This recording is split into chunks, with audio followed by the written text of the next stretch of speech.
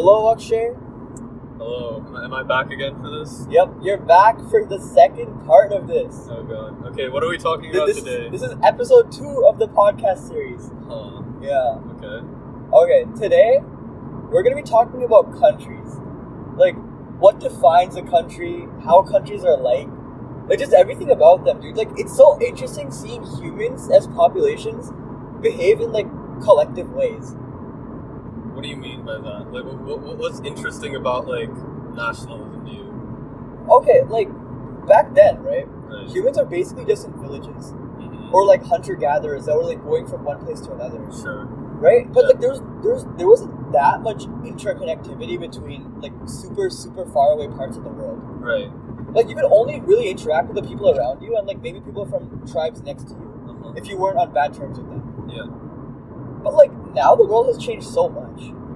Like, even back then, like, countries started, like, places started evolving. Like, cities became more collective cultures. Like in Greece, right? You know the whole concept of a city-state? Yeah, like Athens and stuff? Yeah, like Athens, Sparta, stuff like that. Yeah. Like, they were collective cultures. Uh-huh. But, like, they still fought each other. Right. They had some unifying thing between all of the city-states, Mm-hmm. which is, like, the religion. Yeah. But then, like, they still fought each other all the time. Yeah, that's definitely true. Like, why would they fight each other if they're just so common? And how did they just group together and form bigger and bigger communities like that? Well, I mean, the same could be said about things in the United States, but obviously to, like, a lesser extent, right? Like, for example, like, even though, like, we all live in the same country, like, we all salute the same flag, right? Yeah. Like, people will support, like, their city's basketball team over another city's basketball Oh, team. yeah. Right? Yo, people in Europe get heated over that. Right? People Yeah. start actual riots when their team loses. Yeah, I mean, it's the same concept. It's just, instead of people literally killing each other, it's more like, oh, who can score this ball better? There's something interesting about that, like, that nationalism, though.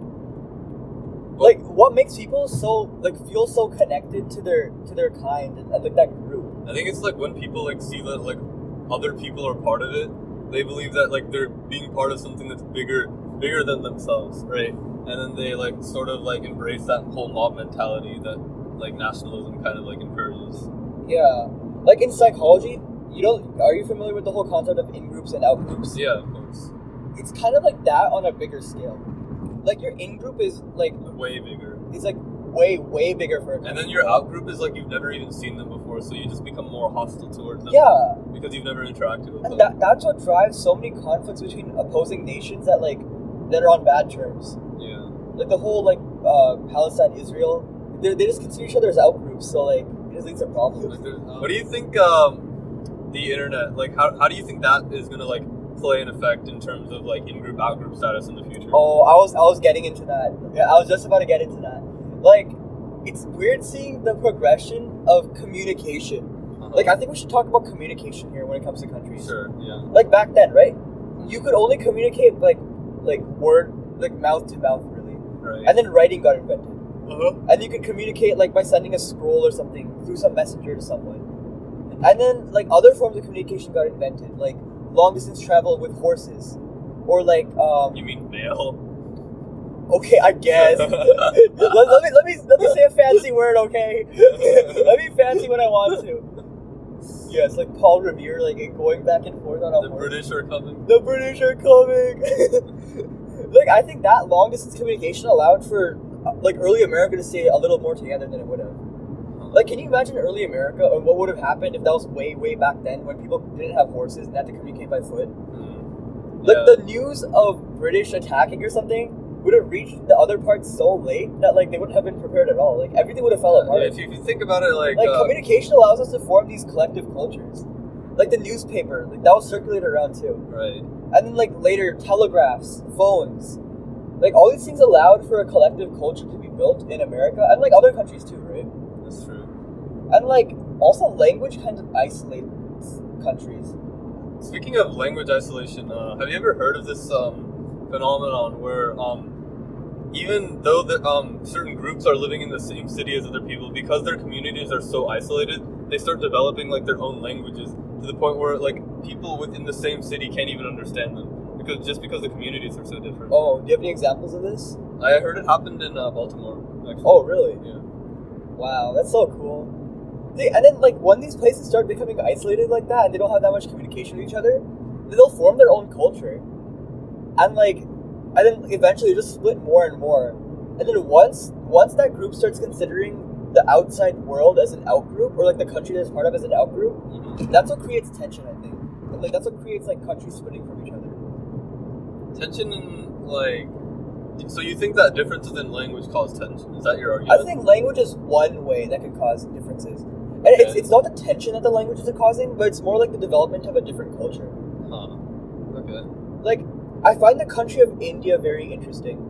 How so? Because it's like one of the only countries that's like unified, but then there's no national language that like everyone will understand. Okay, there's Like, I don't know, and then there's also just so many different types of languages there. Like, village to village, they have different dialects. Yeah, that's true. Village to village, they also have different languages. Yeah, no, that's So if you're traveling like legit just like a few miles to the next village, like you won't understand them. Yeah, because they're speaking completely different languages. Yeah, and what's cool, and like these villages just form their own communities, and like they don't really interact with each other as a big group anymore. That's true. What's really interesting about India is that like even though it's like it's a population of like over like 1 billion, and there's over like 1,000 languages spoken in that country. Yeah, exactly. But surprisingly enough, like a majority of people who live in the cities speak like English. Oh Which is yeah, interesting. yeah. And Like- it's also kind of weird how the social dynamic works around English there. It's almost as if like if you don't know English like in the city, you're considered very uneducated. Yeah, I think English is taking over as a national language there, Which is but it's also allowing the whole community to become more like together, and like form I think more us like and form a collective culture though. I think more so than that, it also allows the people there to like engage in the global community a lot more efficiently, because like without English, Yeah. like how like what's it called? It's very difficult for like diplomats, for like engineers, for doctors, like to like become outsourced, or to like even Yeah. like advocate for the country on like Yeah, on that's an true. international scale, right? Yeah, it also allows like Indians to immigrate to other places really easily. But like I think that's just but isn't it really cool how English has allowed India to become more unified like that? Like before, only like Hindi was the major language Right. that like, but the North only understood. The South couldn't understand that at all. I mean, the South still the South understands it more today, I'd say. I understand a little more today, but like the South is still more into English than Hindi. Like people in the South will speak English, but not Hindi that often.